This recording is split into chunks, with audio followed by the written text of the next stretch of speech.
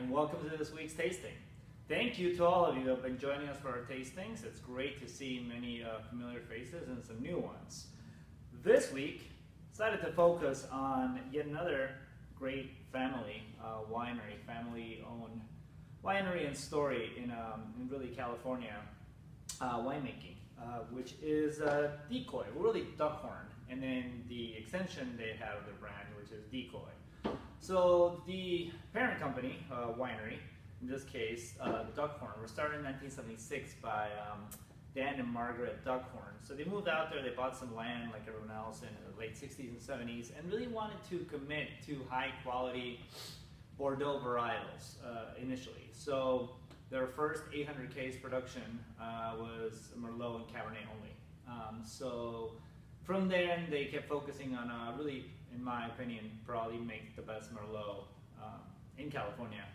3 Palm Vineyards or just a regular Duckhorn Merlot. Single vineyard series are phenomenal. So from there, they kept focusing on high quality, low yield, low production.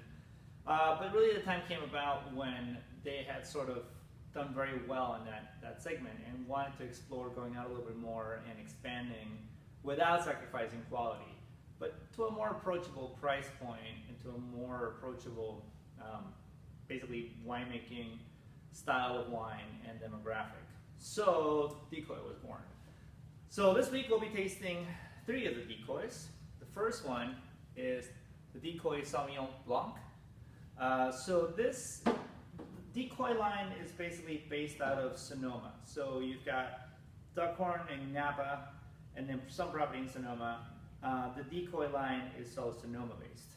Then there's, of course, Paradox for you. Some of you who are familiar with the other products and line extensions they have, GoldenEye, etc. So Sauvignon Blanc, all Sonoma County Sauvignon Blanc.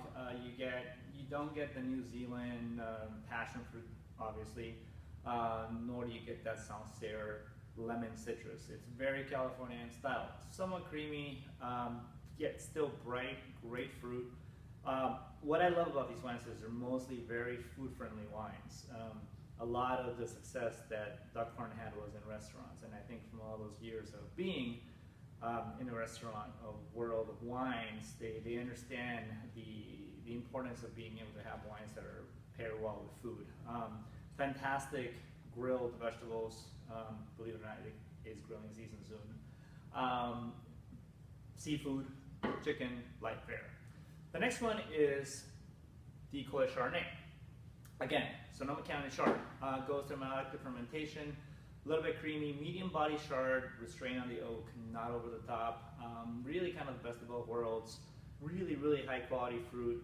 Mostly, some of it comes from a state owned, but from a number of growers nearby in Sonoma. Great Valley Chardonnay. Next one is Cabernet. So this is where you'll find a difference between, say, Napa Cabernet and Sonoma Cabernet. Some of you were here for our Cabernet tasting recently, and you saw the difference between Valley Cabernet, Mountain Cabernet, and then, last I say, this side of the mountain, that side of the mountain, between Sonoma and Napa. So leaner style of Cabernet, definitely. Leaner not in that it's watery, leaner in that the tannins are not overpowering, the acidity is balanced, and again, great with food. This is the kind of wine where you have a glass before your meal or with your meal, and it wouldn't overpower, it wouldn't blow out your palate, and yet still holds up the food.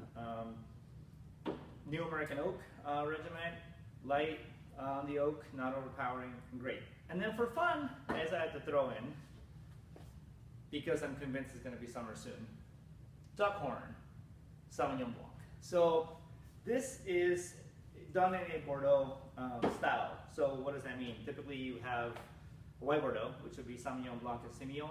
So this is Semillon and Sauvignon Blanc, majority Sauvignon Blanc. So you get that aromatic component when you add the Semillon into it.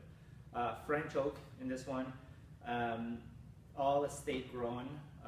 So you definitely have lower yields, more focus on small production, and a different style than most California Sauvignon Blancs in the market, even at similar price points.